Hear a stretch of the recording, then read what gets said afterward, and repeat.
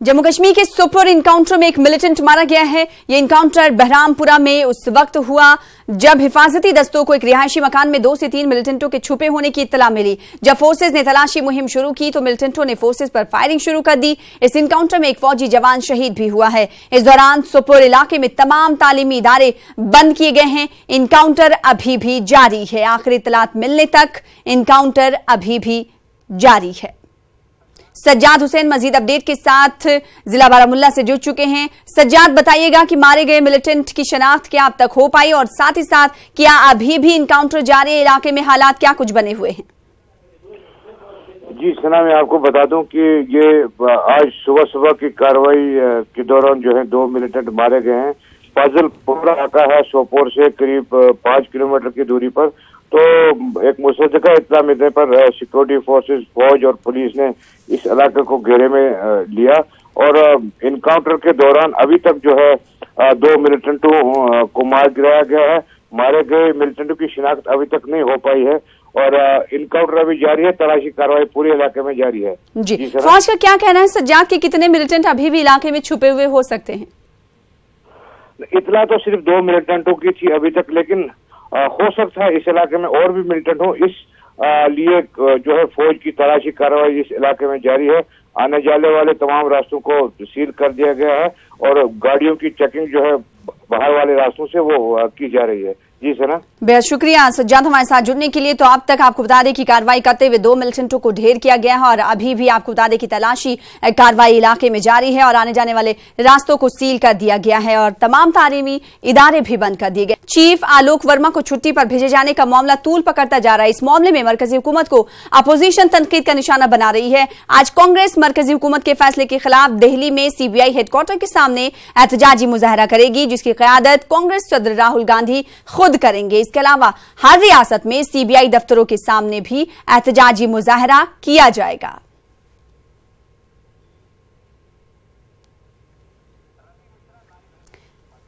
तो रवि मिश्रा हमारे साथ मजीद अपडेट के साथ जुड़ चुके हैं दिल्ली से। दिल्ली में CBI हेडक्वार्टर के सामने आज कांग्रेस की जानिब से मुजाहरा किया जा रहा है और मजीद अपडेट देने के लिए रवि मिश्रा खुद जुड़ चुके हैं। रवि मिश्रा, कांग्रेस की क़यादत, आज आपको बता दें कि इस एहतजाजी मुजाहरे की क़यादत जिस तरीके से राहुल गांधी करने वाले हैं, कौन कौन से लीडरान आज इसमें शामिल हो सकते हैं? और साथ ही साथ अगर कांग्रेस की बात कर ले तो कांग्रेस की जानिब से कहा जा रहा है कि अगर जांच शुरू हुई तो PM खत्म हो जाएंगे।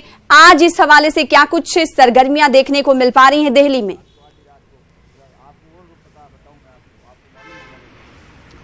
बिल्कुल सना, 11 बजे का समय मुकर्रर किया गया है और 11 बजे राहुल गांधी खुद पहुंचेंगे और इस एहतजाज की नुमाइंदगी करेंगे।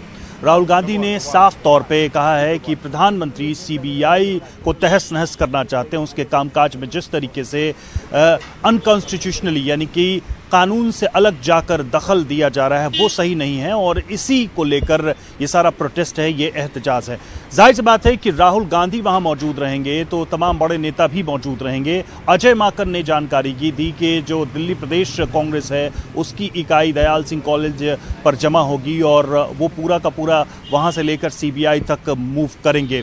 सबसे अहम बात यह है कि आज आलोक वर्मा की याचिका पर उनका जो प्ली है कोर्ट में, अदालत में, उस पर भी आज कोर्ट हियरिंग करेगा और उसके बाद ये देखना होगा कि जो शिकायतें उन्होंने की हैं, जो एलिगेशंस लगाए हैं इंतजामिया हुकूमत पर, उस पर कोर्ट का क्या फैसला रहता है। जाहिर सी बात है कि कांग्रेस के लिए एक बड़ा मुद्दा हाथ लग गया है और किसी भी शर्त पर कांग्रेस इसे भुनाना चाहेगी। पब्लिक के बीच जाकर ये मैसेज देना चाहेगी कांग्रेस कि किस तरह से सरकार जो इंस्टीट्यूशंस हैं उनमें दखल दे रही है। जी, जाहिर सी बात है कांग्रेस का ये हल्ला बोल रवि मिश्रा, अगर केंद्र सरकार की बात करें तो कितनी बड़ी चुनौती केंद्र सरकार के लिए मानी जा रही है?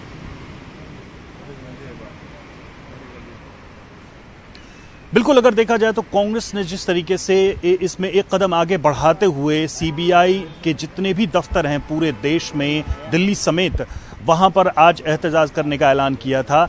सरकार की इस पर नजर है क्योंकि सरकार के लिए इस पर जवाब देना मुश्किल है। एक तरफ अदालत के भीतर एक सरकार को अपना पक्ष रखना है, अपनी बात रखनी है, वहीं दूसरी तरफ सड़कों पर भी आज कांग्रेस के जितने भी एलिगेशंस होंगे उनका जवाब भी सरकार को देना होगा। तो सरकार इस वक्त बहुत ही सावधानी से आगे बढ़ रही है क्योंकि जो फैसले होने थे वो हो चुके हैं। अब उनके अंजाम की बारी है कि आखिर राजनीतिक तौर पर पॉलिटिकली इनका असर क्या होता है। जाहिर सी बात अब देखने वाली बात होगी कि कांग्रेस जिस तरीके से बीड़ा उठाते हुए नजर आ रही है, अब इसका अंजाम क्या कुछ होता है। बेहद शुक्रिया रवि मिश्रा हमारे साथ जुड़ने के लिए, अपडेट देने के लिए। तो सीबीआई चीफ आलोक वर्मा की अर्जी पर आज सुप्रीम कोर्ट समाअत करेगा। आलोक वर्मा ने अर्जी में मरकजी हुकूमत के इन्हें छुट्टी पर भेजे जाने के फैसले को चैलेंज किया है। Chief justice of India Ranjan Gogoi की क़यादत वाली बेंच इस मामले की समाअत करेगी। आपको बता दें कि सीबीआई के अफसरान के दरमियान रिश्वत के इल्जाम के बीच मरकजी हुकूमत ने आलोक वर्मा को छुट्टी पर भेज दिया है। ये कार्रवाई आधी रात को हुई थी। गौरतलब है कि आलोक वर्मा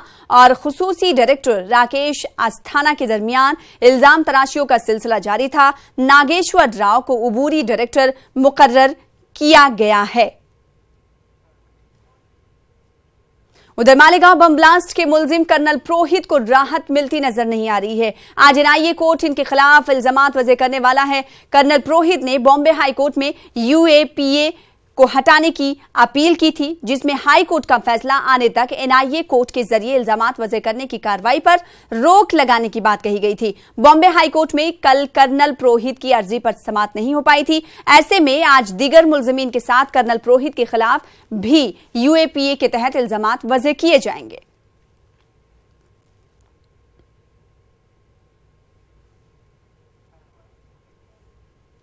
वहीं भीमा कोरेगांव केस की आज सुप्रीम कोर्ट में समाअत है। महाराष्ट्र हुकूमत की अर्जी पर यह समाअत होगी। आपको बता दें कि जुमेरात को सुप्रीम कोर्ट में बॉम्बे हाई कोर्ट के उस हुक्म को महाराष्ट्र हुकूमत ने चैलेंज किया था, जिसमें भीमा कोरेगांव तशद्दुद की जांच पूरी करने की मुद्दत बढ़ाने की अर्जी को मनसूख कर दिया गया था। सेशन कोर्ट ने जांच के लिए महाराष्ट्र हुकूमत को 90 दिनों का वक्त दिया था। इससे कबल सुप्रीम कोर्ट ने इंसानी हुकूक के 5 कारकुनों को गिरफ्तारी में मुदाखलत और मामले की एसआईटी से जांच कराने की अपील को मुस्तरद कर दिया था।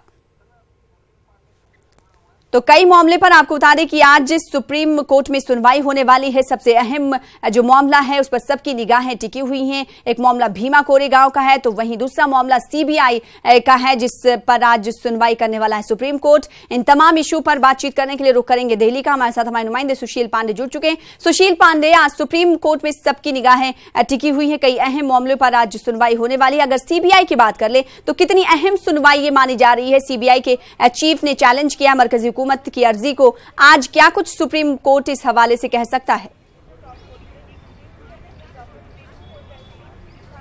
जी देखिए, साफ तौर से काफ़ी अहम सुनवाई होगी, क्योंकि सीबीआई के जो निदेशक हैं आलोक वर्मा, उन्होंने फिलहाल सीवीसी के उस ऑर्डर को चैलेंज किया है, जिसमें उन्होंने साफ तौर से ये कहा है कि जो सीवीसी का ऑर्डर है उस ऑर्डर में सरकार ने उन पहलुओं पर विचार नहीं किया है और उसी एक्ट को उन्होंने सुप्रीम कोर्ट में चुनौती दी है। उनकी तरफ से वरिष्ठ एडवोकेट फली एस नरीमन अपना पक्ष रखेंगे, वहीं सरकार की तरफ से जो एजी हैं के वेणुगोपाल वो अपना पक्ष रखेंगे। सरकार का तर्क ये होगा कि फिलहाल आलोक को हटाया नहीं गया है, उनको छुट्टी पर भेजा गया है, क्योंकि संस्थानिक अखंडता को बचाने के लिए इन दोनों लोगों पर यानी कि अस्थाना पर और आलोक वर्मा पर जांच सीवीसी की एजेंसी के मुताबिक की जा रही है। और एक संस्थानिक अखंडता को बचाने के लिए किसी भी पर्टिकुलर व्यक्ति को महत्व नहीं दिया जा सकता है, क्योंकि संस्थानिक अखंडता सबसे ऊपर है, या फिर कोई व्यक्ति विशेष। हालांकि आलोक वर्मा की तरफ से फली एस नरीमन ये रखेंगे अपनी बात की जो सीवीसी का जो दिल्ली पुलिस एस्टेब्लिशमेंट एक्ट है उसका उल्लंघन किया गया है। 12:30 बजे मुख्य न्यायाधीश जस्टिस रंजन गोगोई इस पूरे मामले पर अपनी जो सुनवाई है वो शुरू करेंगे। अब देखना यह होगा कि फिलहाल सुप्रीम कोर्ट में सुनवाई के दौरान क्या आलोक वर्मा को राहत मिलती है या फिर इस पूरे मामले में सरकार का पक्ष भारी होता है। जी, अब देखने वाली बात होगी। और दूसरी खबर की बात कर ले, भीमा कोरेगांव मामले को लेकर आज सुप्रीम कोर्ट में भी सुनवाई होने वाली है। इस ताल्लुक से क्या कुछ सुप्रीम कोर्ट में जो सुनवाई होगा, क्या कुछ मामले जो हैं रखे जाएंगे, इस ताल्लुक से बताइएगा तफसील के साथ।